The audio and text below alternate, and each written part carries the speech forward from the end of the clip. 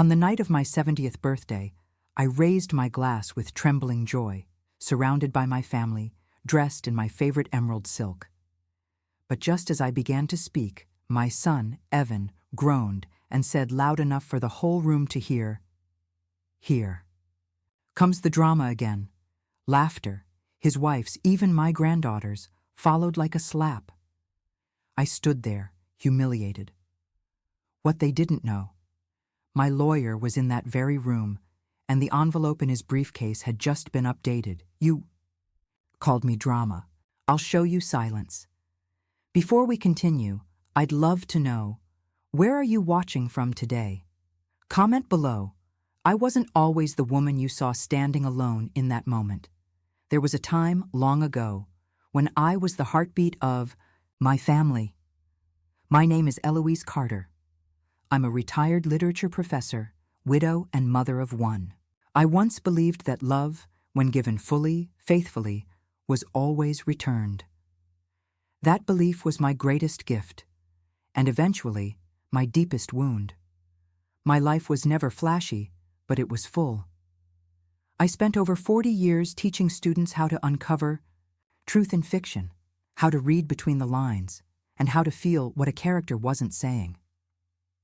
Ironically, I failed to do the same with my own son. Evan was my pride, my anchor, my reason for making every holiday magical, every milestone meaningful. When he was born, I remember whispering into his tiny ear, "You will never feel unloved for a single moment." And I meant it. He was a beautiful child, gentle, observant, always asking questions that were far too big for someone so small. I called him my little philosopher. His father, Michael, was more reserved but deeply kind. The three of us had quiet rituals: Sunday pancakes, evening story time, Saturday garden walks. Evan and I were especially close. We had our own language of inside jokes, nicknames, and bedtime routines that lasted far too long, but were always worth it. But time, as it always does, began to shift things. Evan grew older and slowly, as though overnight the tender-hearted boy I knew hardened into someone quieter, sharper.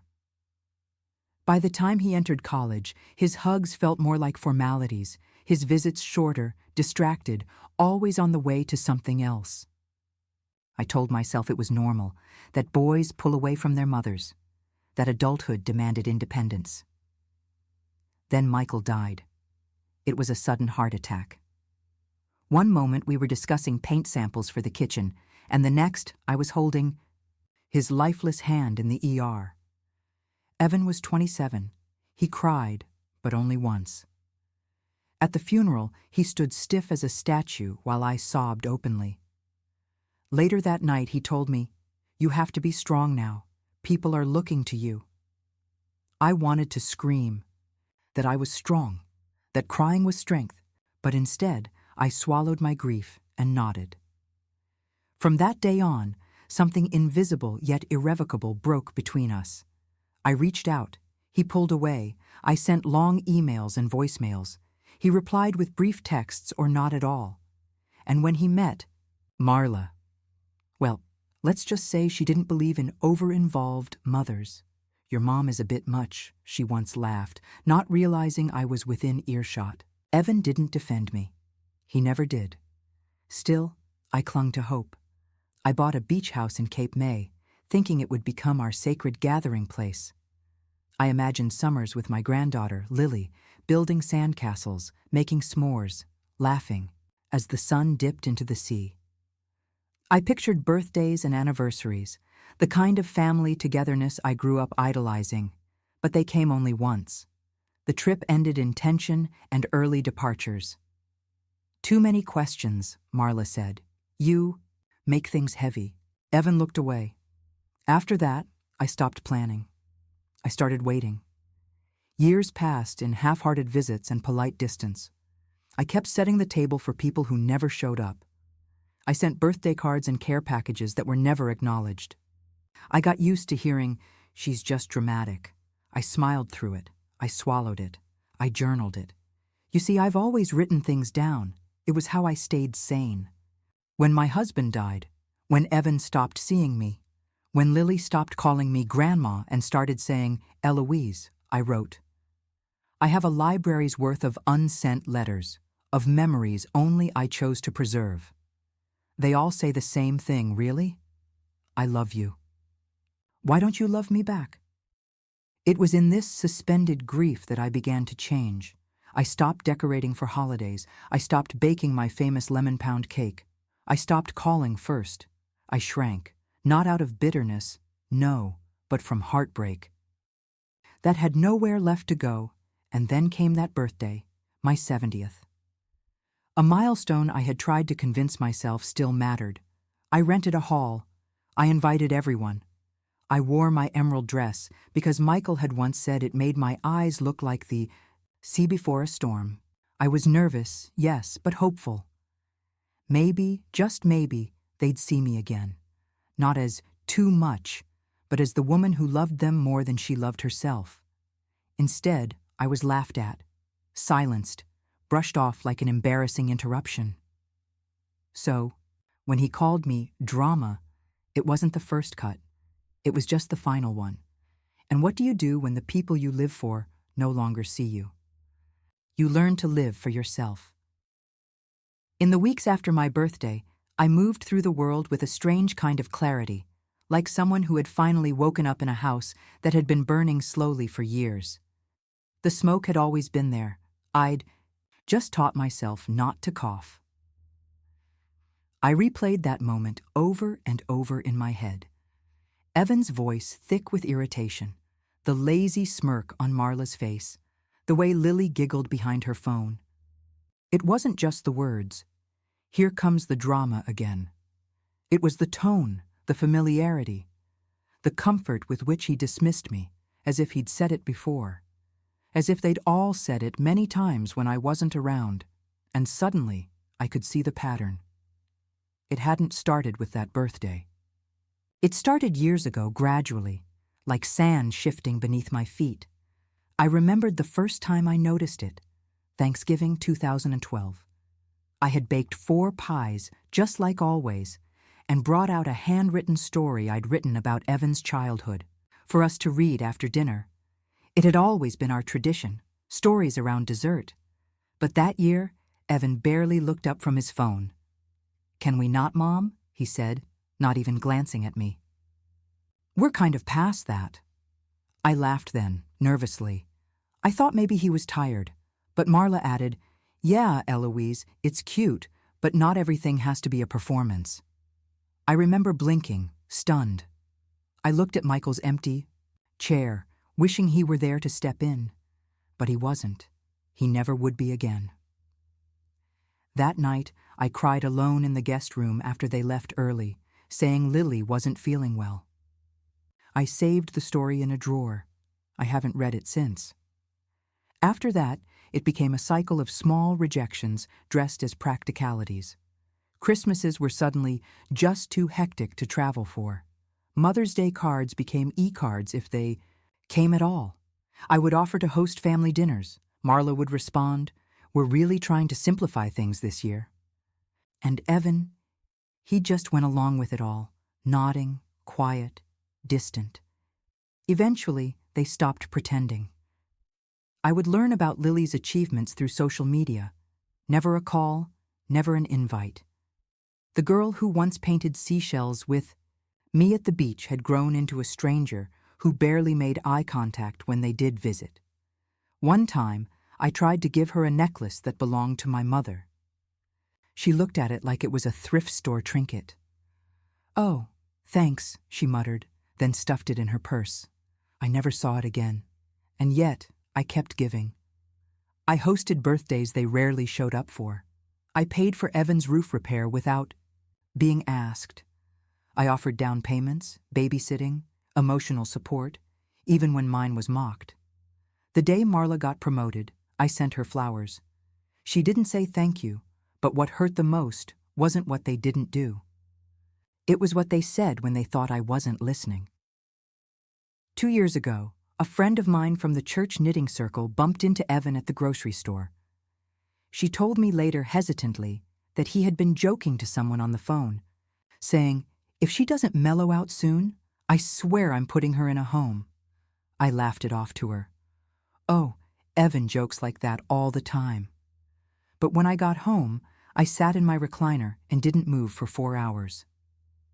I stared at the wall and wondered when my own son began speaking of me like I was some burden to be managed. That was the first time I looked up elder law attorneys in the area, not because I was planning anything yet, but because I knew. I knew. They weren't waiting for me to die. They were just waiting for what they thought came next. The house, the accounts, the inheritance I had saved with so much love and so little self-care. I had told myself for years that all of this, Evan's coldness, Marla's disdain, Lily's indifference, was something I had to endure. That being a mother meant unconditional love, even when it wasn't returned. That family is forever, even when it feels like prison. But on the morning after my birthday, as I sat alone with leftover cake and silence, I realized something else. Unconditional love does not mean unconditional access. I took out my journal and wrote, "They think I'll always be waiting, watching, hoping. They're wrong." That afternoon, I called my lawyer. I didn't say much, just that I needed to make some changes. He offered to come by the next day, and I smiled for the first time in months. I opened my safe and took out the will I had carefully constructed over the years, one that listed Evan as the primary heir to everything: the beach house, the savings, the art, the books, all of it. I looked at his name for a long time. Then I picked up a pen. They wanted me silent, easy, invisible. Instead, I rewrote the ending, and this time, it wouldn't be fiction. After the will was revised, I didn't feel anger. I felt stillness, not numbness, not quite. It was more like the quiet that comes after a hurricane has passed, when everything is broken, but at least the noise is gone. I didn't tell anyone, not my friends at the book club, not my neighbors, not even the pastor's wife who always seemed to sense when something was wrong. I let them all assume I was moving forward from the birthday incident as gracefully as I always had. But inside, I had entered a different kind of season, one of observation. I became a student of silence. I stopped initiating phone calls. I stopped sending gifts. I waited to see what would come to me without effort. The answer was almost nothing. 3 weeks passed without a single call or message from Evan, not even a follow-up from my birthday. Eventually, I received a text. 2 words. "You good?" No. Punctuation. No warmth. I stared at the screen for a long time and never replied. Instead, I began journaling again, more deliberately. I wrote not just my feelings, but my memories, stories about Evan as a boy, the sweetness in his voice when he asked me to check for monsters under his bed, the time he tried to teach me how to play video games, how he cried when his pet turtle died. I captured all of it, the boy I raised, not the man he became. I started each entry the same way.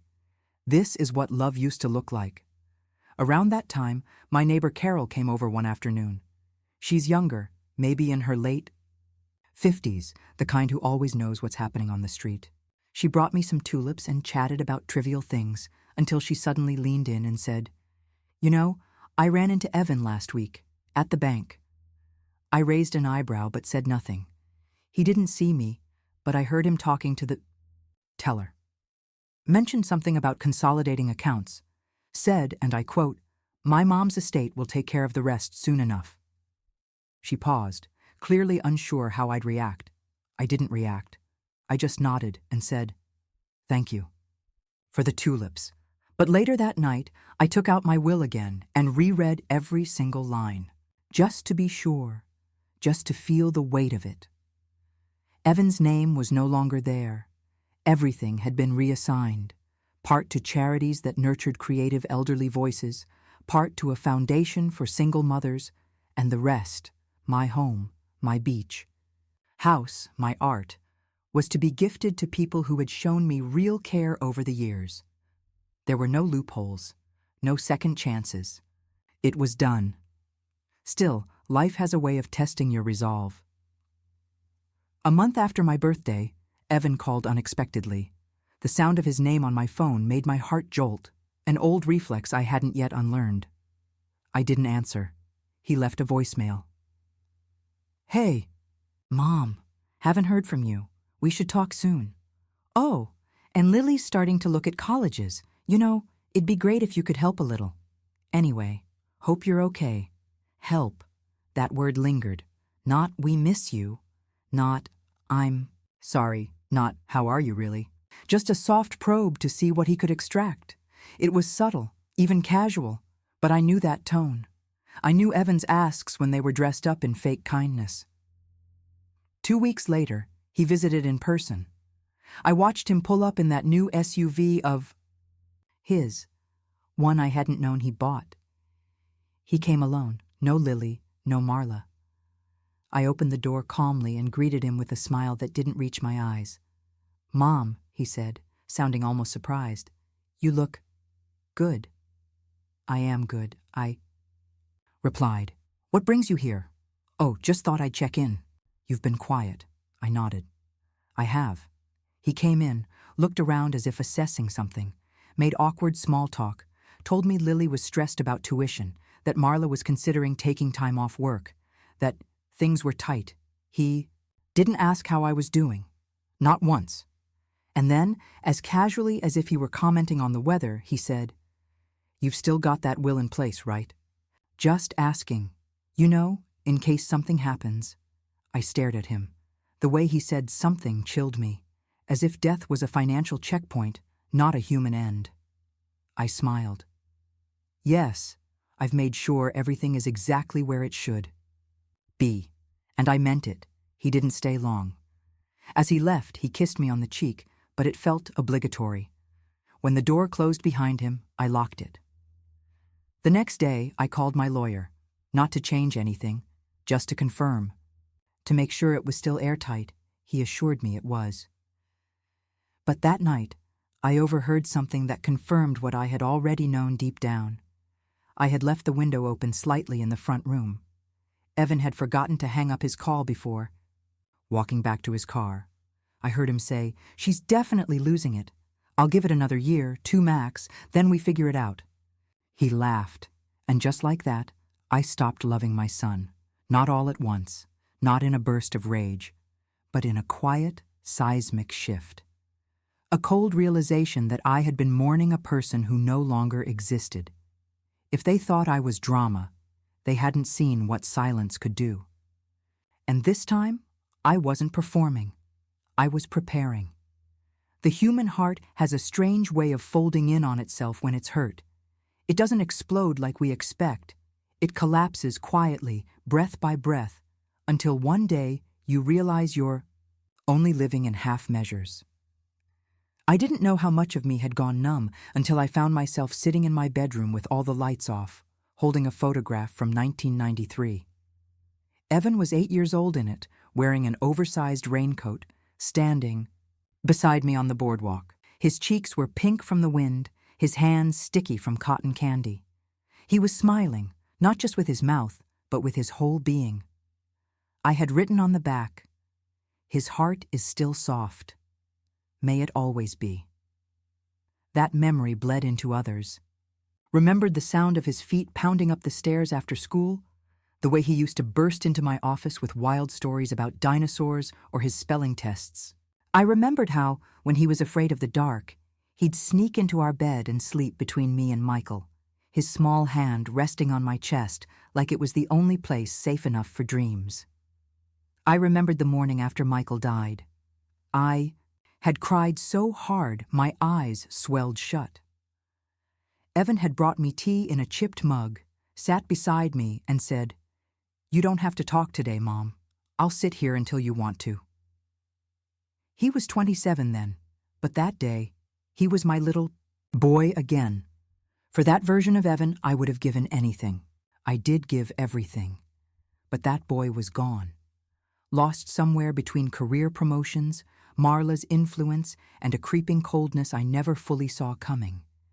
And now, Now, I was watching that version of him fade into the fog of memory, while the man he became hovered at the edges of my life like a banker waiting for the vault to open. 1 week after his visit, I made a pot of chamomile tea and sat down with a stack of my old journals. Pages and pages of handwritten love, birthday stories, poems for Lily, letters never sent. Every line felt like a small funeral. I hadn't just chronicled my memories.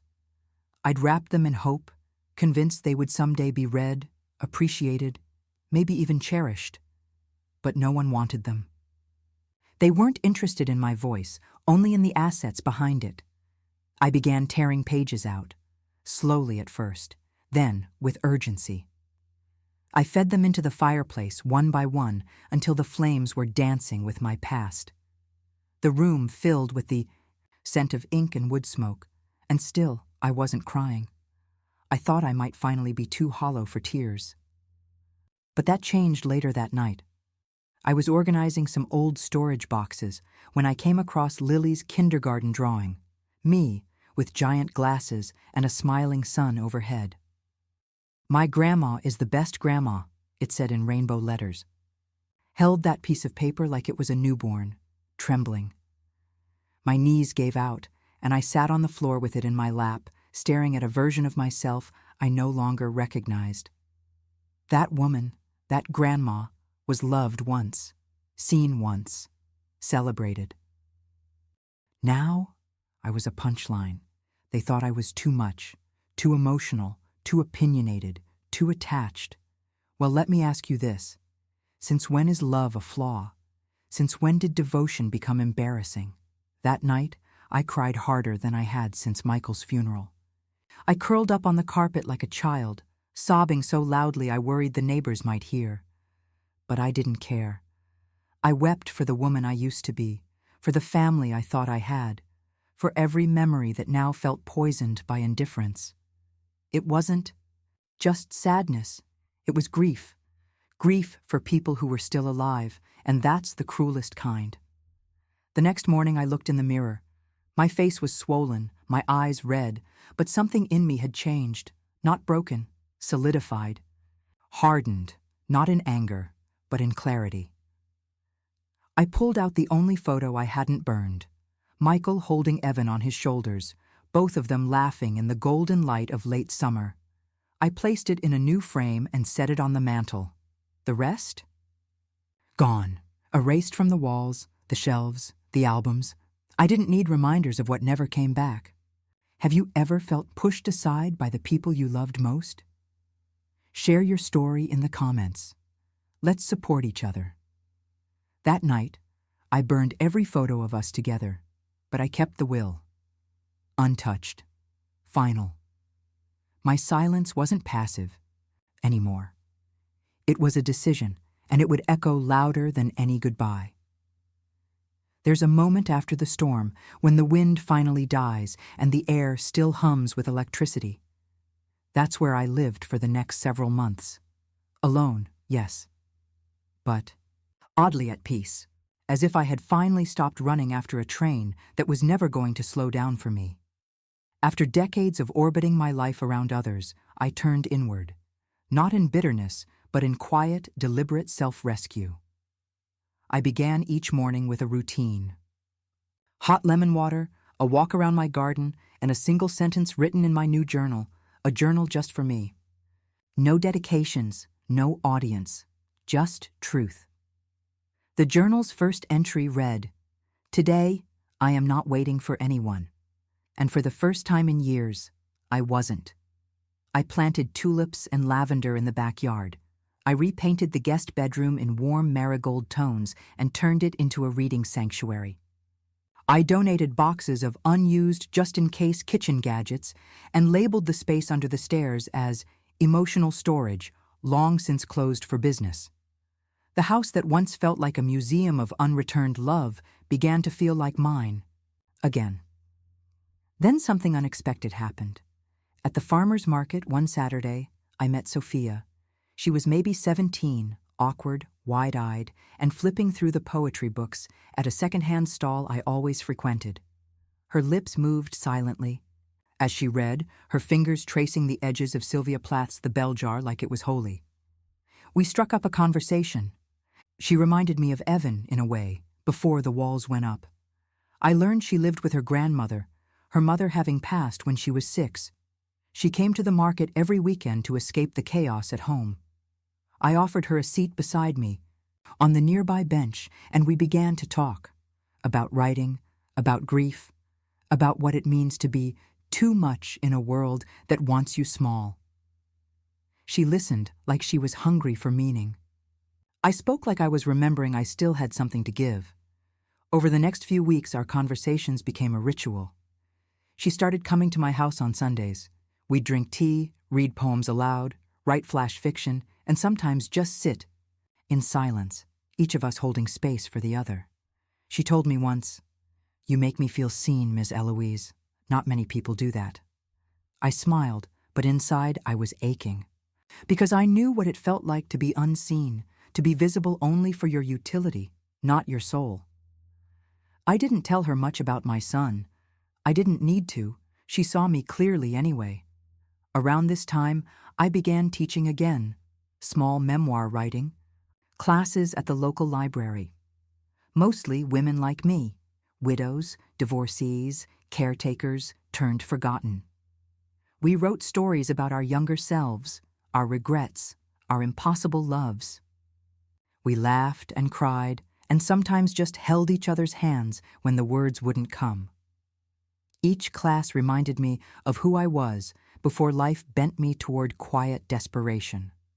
A woman of words, a woman of weight. I even took a trip, alone. Cape. May. The beach house I had once dreamed would be a sanctuary for all of us. I hadn't been back in nearly 5 years. I unlocked the door slowly, expecting the memories to pour out like ghosts. But they didn't. The silence inside was warm, not haunted. I opened all the windows. I let the sea breeze chase away the last of the what-ifs. I walked barefoot on the sand that night, wrapped in my late husband's sweater, and for the first time in a long time, I didn't ache for anyone beside me. Michael's absence was still felt, but it no longer crushed me. It accompanied me, like an old friend who didn't need to speak to be known. I thought of Evan, of course. I imagined what he might say if he saw me now. Probably some passive comment like, "Mom's doing one of her solo drama retreats again." But the thing is, I didn't care anymore. I wasn't living to be palatable. I was living to be whole. I spent 4 days at the house, writing, breathing, cooking for myself. On the last night, I stood on the porch and whispered, "I release you." I didn't specify who I meant. Maybe Evan, maybe Lily, maybe even myself. It didn't matter. The sea took the words and carried them away. Back home, things settled into a new rhythm. Sophia became like a niece to me. She helped me set up an Instagram page for my writing class. She even showed me how to make videos, little wisdom drops. She called them. One of the posts went modestly viral. A quote I shared from my journal. "Sometimes the only way to heal is to stop begging the wound to love you back." People messaged me. Strangers. Women from across the country. Some said they cried. Some said they left their own sons behind. Some just said, "Thank you." I wasn't alone anymore. But peace has a way of testing you, especially when it knocks on your front door wearing your son's face. He knocked at noon. On a Sunday. I was in the kitchen, kneading dough for cinnamon bread, the house filled with the scent of nutmeg and oranges. It was one of those rare spring days when the world feels kind. Until suddenly, it didn't. Through the sheer curtains, I saw the silhouette of a man, tall, cautious, shifting from foot to foot like someone rehearsing a speech. I opened the door slowly, bracing myself. "Evan," I said. He smiled like he hadn't called me a burden with his silence for the past year. "Hi, Mom. You look good." I stood in the doorway, apron still on, hands dusted with flour. "This is unexpected." He chuckled awkwardly, then pulled something from behind his back. A small bouquet of supermarket flowers, cheap, half-wilted carnations. Thought I'd stop by, just us today. Marla's visiting her sister, Lily's. Out with friends. I stepped aside, letting him in only because I was curious to see what version of my son would show up this time. He looked around like he hadn't been here in years, which he hadn't. "Still smells like home," he said, trying to charm. "You baking?" "Bread," I replied, untying my apron and draping it on a hook. "Not for anyone." He sat at the kitchen table like he owned it. "I've missed this." I didn't reply. For a few moments, we danced around empty conversation. He asked about my garden. I mentioned the memoir group. He laughed too loudly, said, "Of course you're doing something like that. Drama's your thing, right?" There it was. He said it like a joke, but it landed like a slap. I didn't flinch. I had trained myself too well. Instead, I poured myself a glass of water and sat across from him. "What brings you here, Evan?" He blinked, as if surprised I wasn't playing along.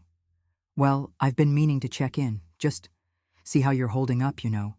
At your age—" "Cut to it," I interrupted gently. He swallowed. "Okay, fine. Look, I know we haven't been as close lately. Life gets messy, right? But we're still family, and I just think it's important we talk about the future." "Whose future?" I asked. "Yours." "Ours," he said, with the grace of a salesman mid-pitch. "Look, Mom, I know you've always been meticulous about your estate planning, and that's good. That's smart. But Lily's starting to think about college. Marla's thinking of stepping back from work. And, well, I just want to make sure everything's in order, in case anything happens." I took a long sip of water and stared at him, unblinking. "Evan," I said softly, "you're not here to reconnect. You're here because you're counting." "Counting? Years, dollars, doors you think will open once I'm gone." He flushed. "That's not fair." "What is fair, Evan? Is it fair to mock your mother in front of her grandchildren? To call her drama at her own birthday party? To show up once a year with a plastic smile and your hand half open?" He stood. "I didn't come here for this." "No," I said, rising with him. "You came here hoping I still hadn't changed the will." His mouth fell open, but no words came out. "I changed it the day after my birthday," I said quietly. "Your name isn't on it anymore. Not 1 cent, not the house, not the beach home, not the savings account you pretended not to know about." He scoffed, but it was thin. "You're bluffing." "I'm not," I said. "I didn't scream. I didn't make a scene. I didn't curse your name. I did what you always wanted me to do. I kept it quiet." He sat down again, slower this time. "You're serious." "I am." "Why?" The question stunned me, not because he asked it, but because it seemed genuine, like he truly didn't understand. "Because love is not an inheritance," I said. "It's a relationship, and you buried ours years ago." The silence that followed was thick, uncomfortable. He looked older than I remembered, tired, less confident. But still, no apology came. He rubbed his temples. "I don't get it. You're choosing strangers over your own blood." "No, Evan," I said. "I'm choosing people who treat me like I matter." He looked around the kitchen, like maybe something in the walls would save him. Then he stood and walked to the door. "You'll regret this." I smiled sadly. "No, I already did. For 20 years. But not anymore." He paused at the threshold, gripping the handle tightly. "So that's it?" "That's it." He left.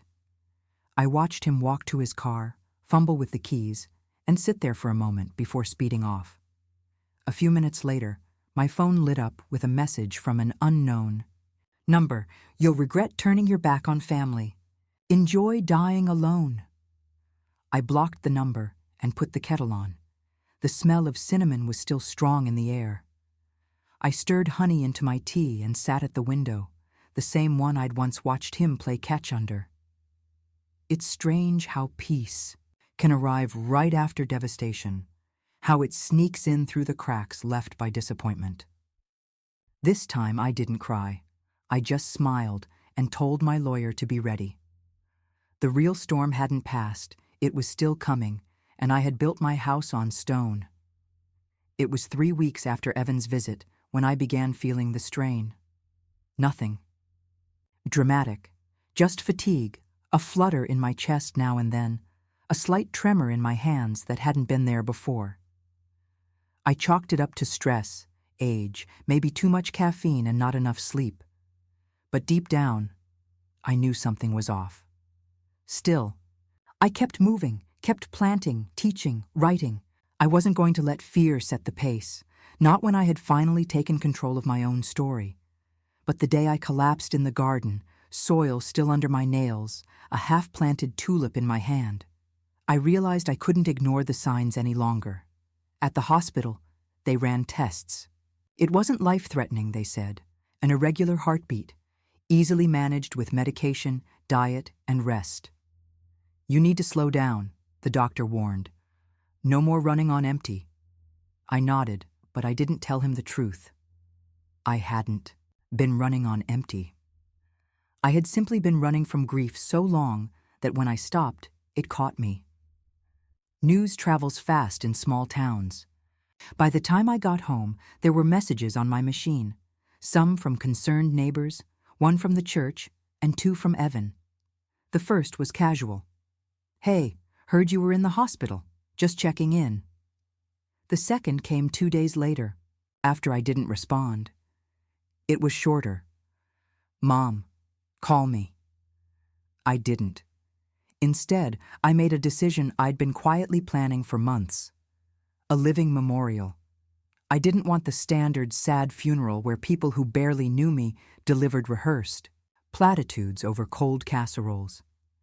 I wanted my story told my way, while I was still here to hear it. No filters, no apologies. No chance for the wrong people to rewrite my legacy when I was gone. So I sent out invitations, not to family, but to the people who had truly seen me. My memoir students, my poetry group, Sophia and her grandmother, the neighbor who once drove me to the doctor without being asked, the librarian who always saved me the newest releases.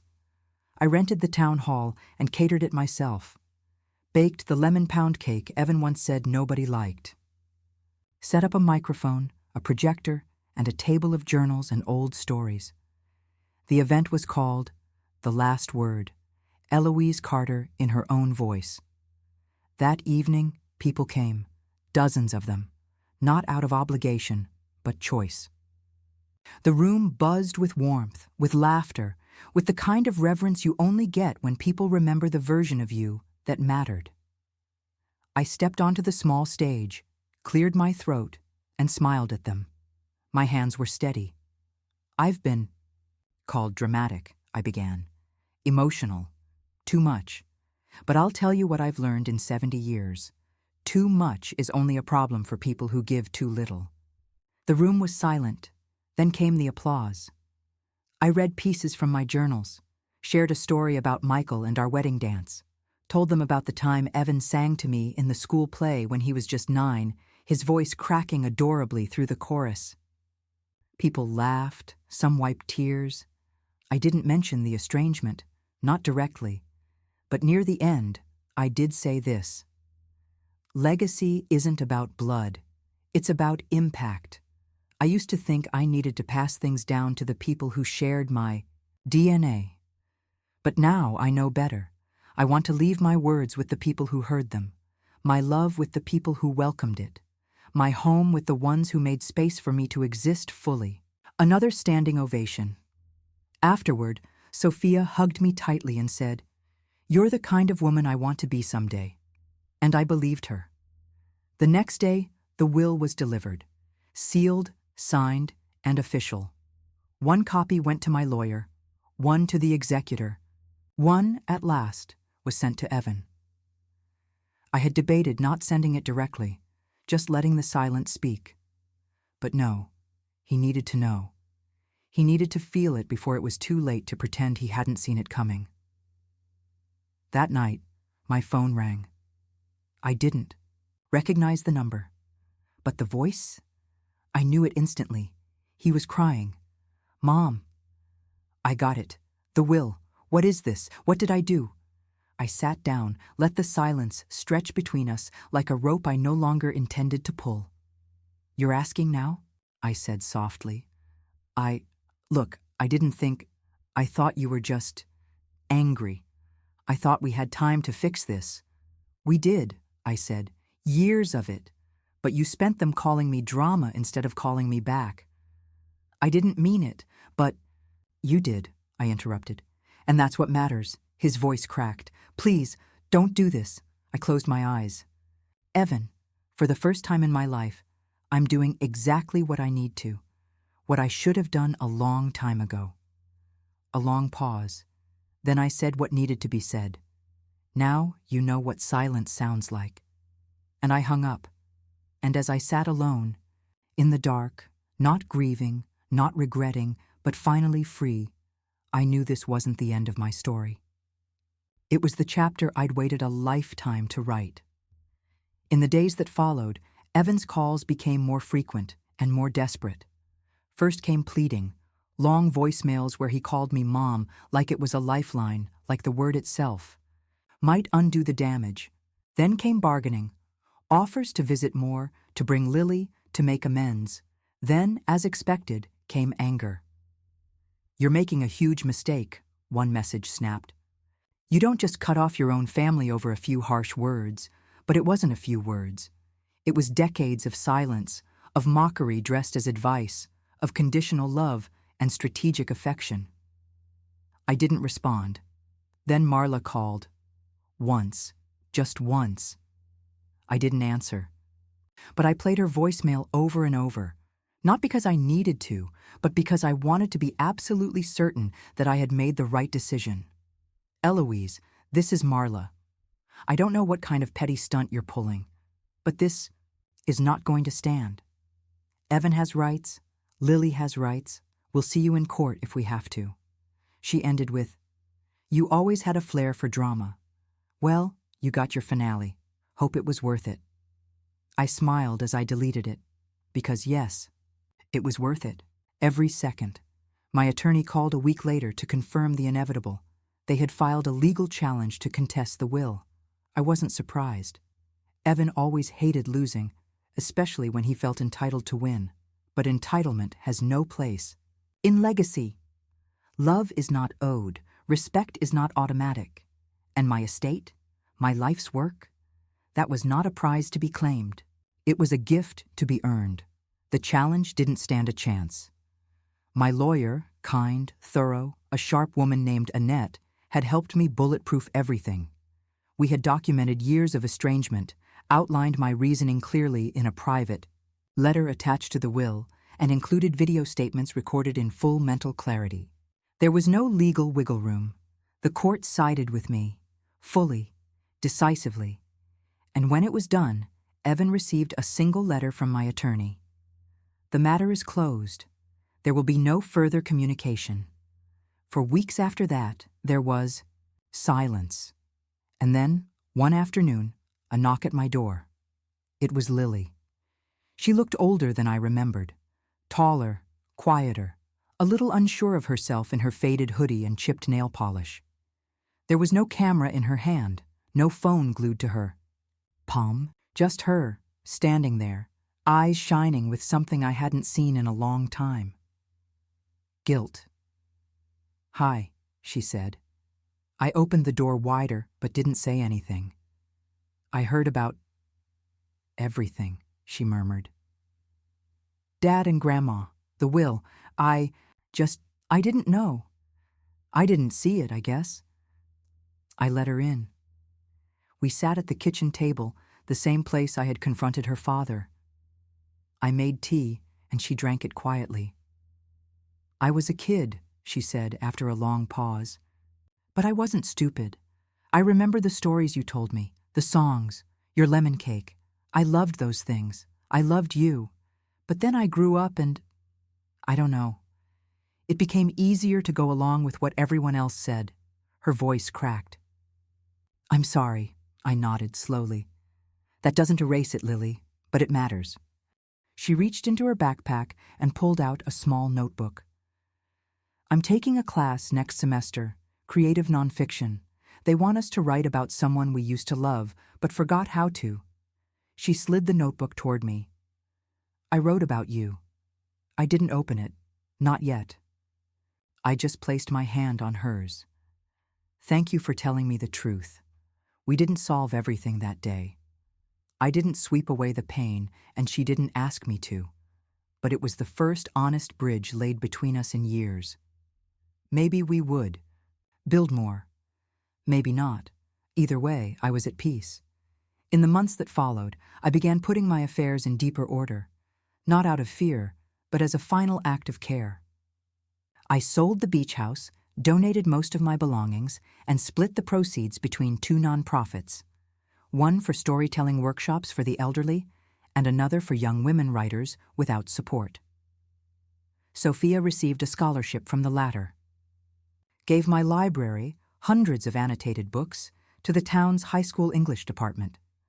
The lead teacher cried when she saw the margins filled with my notes. To my writing group, I left my journals, digitized and archived. You'll find all the versions of me in here, I wrote in the foreword. To Lily, I left one thing, a single pearl ring that had belonged to my mother, and a note that read, "If you choose to wear this, let it be as a reminder that love doesn't end. It just asks us to begin again, wiser, braver, softer. Have you ever had to walk away from toxic family ties to protect your peace? Let us know below. Your voice matters. They thought they erased me. But in truth, I finally wrote myself into the story, and this time I kept the pen. In the end, I didn't disappear. I didn't become the lonely old woman they whispered about in passing. I became something far more dangerous, a woman who chose herself. There's a strange myth in families, especially for mothers, that we are eternal wells, that no matter how often they return to draw from us, the water will always be there, sweet, patient, plentiful. But wells run dry, and when they do, no one stops to ask what they might have done differently. They just move on to the next source. I used to believe that love was sacrifice, that to be a good mother meant stretching myself beyond recognition, shrinking when necessary, smiling when it hurt, and never, never withholding love, even from those who weaponized it. But I know better now. I am not drama. I am depth. Yes, I feel deeply. Yes, I speak my heart. Yes, I cry when I'm hurt and laugh too loud when I'm joyful and remember every detail of stories others forget. That is not weakness. That is fullness. And for years, I tried to compress that fullness to fit the narrow spaces Evan allowed me. Now, I take up space. I walk every morning along the same streets that once felt like a prison of routine. Now they feel like proof. I am still here. I am still becoming. My writing class has doubled in size. We call ourselves the Ink Sisters. Every Thursday, we meet in the library's back room with coffee and stories and gentle edits passed across the table. Sophia reads her poetry aloud. Now. She no longer whispers. She commands. The other day, she asked if I'd ever thought about publishing a memoir. I laughed at first, said I was too old, too obscure. But then I remembered all the things I was once told I was too much of, too sensitive, too emotional, too present, too expectant, too dramatic. I opened a new document that night, titled it simply, The Last Word. It begins like this. They called me drama. I called it devotion. As for Evan, I don't know what future we have, if any. We haven't spoken since the day I hung up on him. Occasionally, Lily sends short updates. He's still angry, still indignant, still searching for someone to blame, but I no longer carry that weight. Marla, I imagine, is livid. Maybe that's what she needs to feel in order to justify the emptiness of her own heart. That's not my concern anymore. What is my concern, my responsibility, is the peace I now cultivate daily. I take long baths without rushing. I wear colors that make my spirit feel loud. I slow dance with the ghost of my husband in the kitchen while Aretha plays on vinyl. I host poetry readings for women over 60 and call it Fire After Frost. One woman told me, tears in her eyes, "I thought I was invisible. You made me feel like a novel worth reading." And I knew in that moment I had broken the cycle. We are not footnotes in other people's stories. We are not transitional characters in our children's lives. We are the authors of our own endings. It took me 70 years to figure that out. But I did. And I hope, if you're reading this, if you've made it this far, that maybe you'll find the courage to do the same a little sooner than I did, because it's never too late to start again. It's never too late to pick up the pen. Let them. Say you were too much. Let them roll their eyes. Let them walk away, but never, never let them make you small, because one day they'll realize the story was never about their comfort. It was about your truth. And when that day comes, you'll be far down your own path, steady, unapologetic, radiant in your refusal to disappear quietly. You'll look back, not with rage, not with regret, but with clarity, just like I do now. And this time, every page will be mine, and mine alone.